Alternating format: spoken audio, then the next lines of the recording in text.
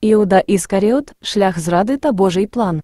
Розповідь починається з 26-ї глави Євангелія від Матвія, де Іуда Іскаріот, один із 12 учнів Ісуса, йде до первосвященників. Він пропонує видати їм Ісуса, питаючи, що ви мені дасте, і я вам його видам. У відповідь йому виплачують 30 срібняків. Це були гроші, які, як здавалося, мали вирішити їхні проблеми. Примітно, що вони не висунули умову: коли виконаєш роботу, тоді й заплатимо.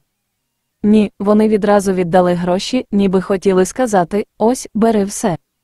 Нарешті ми позбудемося того, хто руйнує наш спокій і загрожує нашій владі.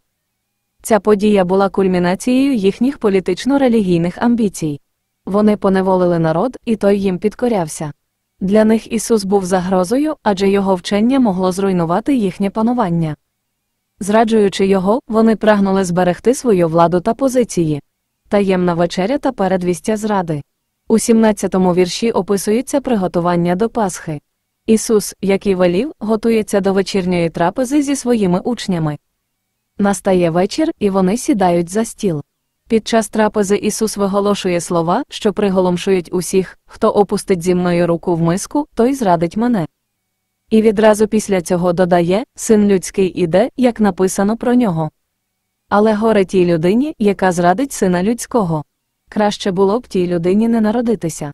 Ці слова спонукають до роздумів: кому з людей краще? Відповідь, яку дає Біблія, може здатися неочікуваною. Краще тим, хто не народився, наприклад, тим, хто був викидним. Чому? Тому що така душа не знає земних випробувань, ні холоду, ні спеки, ні зради, ні любові, ні підступів. Вона існує, але не переживає земних мук. Саме тому Христос каже, що краще б Іуда був викидним, аби його душа була в Царстві Божому, але щоб він не народився.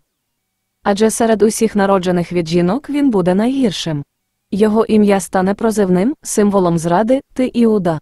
Навіть німці, які знущалися з євреїв, називали їх юдеями, але ніколи не вживали ім'я Іуда як загальну образу. У момент, коли Ісус сказав: «Хто опустить зі мною руку в миску, той зрадить мене», Іуда опустив руку. Він не міг цього не зробити. Це був неминучий крок у вузькому коридорі подій, який був визначений для нього. Так само, як і для Ісуса, чий шлях вів на Голгофу. Це були вузькі стежки, по яких їх вів Бог, і вони не могли звернути ні вправо, ні вліво. У цей момент Бог дозволив сатані увійти в Іуду. Жодна подія не може статися без Божого дозволу, навіть така жахлива, як зрада. Господь мав план, і цей план був незмінним. У 24-му вірші йдеться про те, що навіть сам Бог не може змінити цей план, адже Він його затвердив і вважає найкращим. Це не людина, яка вагається. Хоча в Старому Завіті ми читаємо, що Бог пожалкував, що створив людство, побачивши його зіпсованість, Він все одно діє згідно зі своїм незмінним планом. Останні слова та символізм. Коли Іуда, зрадник, запитав: «Чи не я, учителю?», Ісус відповів: «Ти сказав». Це були їхні останні слова. Ісус не став вести з ним довгих розмов, доводити щось.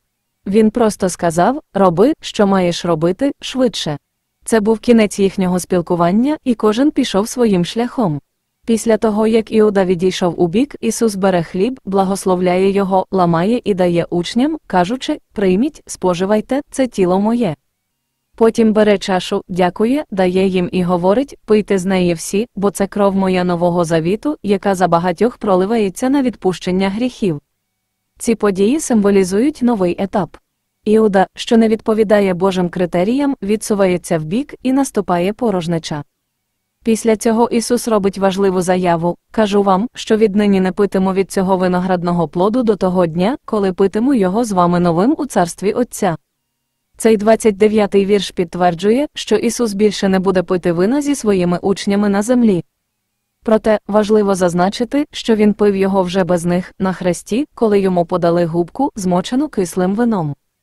Це було кисле, неправильно зроблене виноградне вино.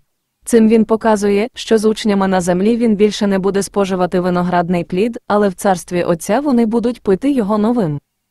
Це підтверджує, що життя в Царстві Божому буде іншим, але воно буде реальним.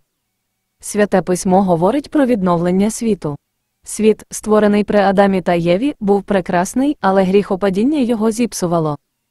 Тепер настане відновлення, де не буде хвороб, де все буде інакше, все буде чудовим.